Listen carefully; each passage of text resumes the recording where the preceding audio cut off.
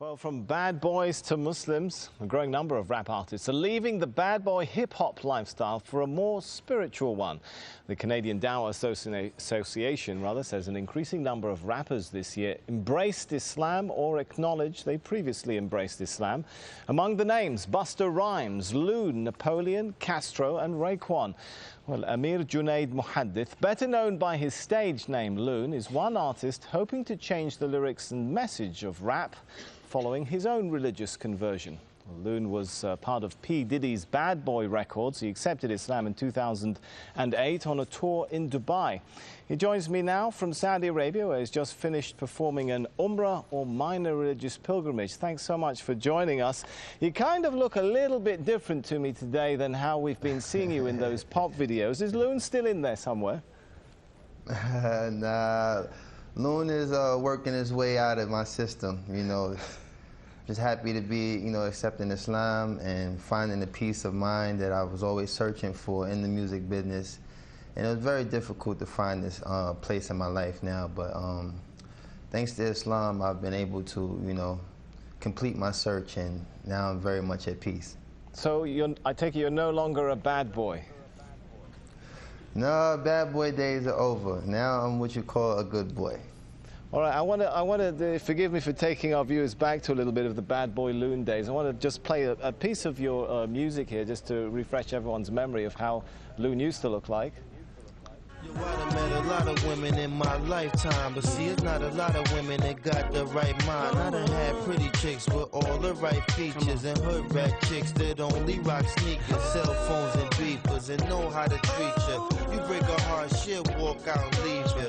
I find a girl, I'ma keep her, cause now I'm getting money and the game getting deeper. You want some real... Well, I guess the question now is, will you continue to rap?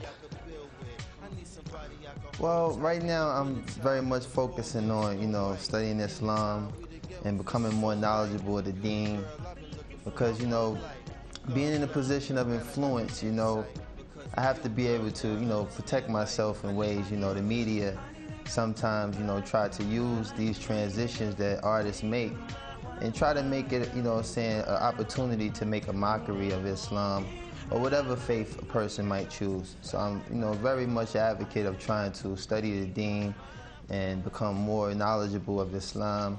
And, right. You know, Allah knows best. Maybe I'll, in addition, return, maybe I won't. Yeah, in addition to studying your new religion, I understand you're also working with another group of rap artists to try and change the message of rap itself. Is that possible? I mean, rap hails from the hardened neighborhoods of the West. The lyrics sometimes attack, threaten, insult others.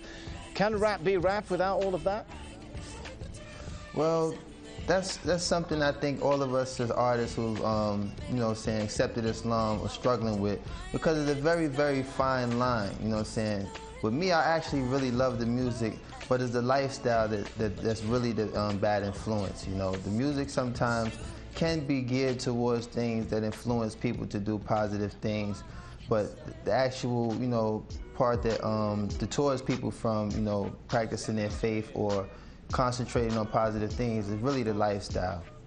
All right, I've got to ask you this one now. I want you to give us the first post-Islamic conversion rap of Loon live here in Al Jazeera. Oh man, you catch me off guard now, because I really, like I said, I've veered away from that lifestyle for a second. Come on, just a sentence or two. I know there's still a bit of Loon in there somewhere. I don't know. I mean, for the most part, let me see. You got me there, man. You got me there. You got me there. All right, well, I'll give you a minute to think about that. Maybe we'll come back to it. But yeah, we'll come back to that. Rap was, you know, seen in many parts of the world, particularly this part of the world, as a really Western cultural product, a threat to local cultures. Could it become something of an instrument for introducing Eastern culture back to the West if many of you guys are adopting Islam? Well, what I think is the most, like the mass audience that we reach as artists, particularly in the club. So to, you know, have people in the club actually reciting ayats or things that, you know, pertain to Islam will kind of, you know, give the wrong impression. I think that, you know, spoken word is something I've been focusing on, trying to, you know, make a transformation to doing spoken word, because I do have the lyrical ability to establish a lot of strong things that make Islam so beautiful. But it's very hard to walk that fine line when you have music in the background that kind of, you know, either plays its role as a dance rhythm or something that might, you know, mislead a person from the message that we're trying to give.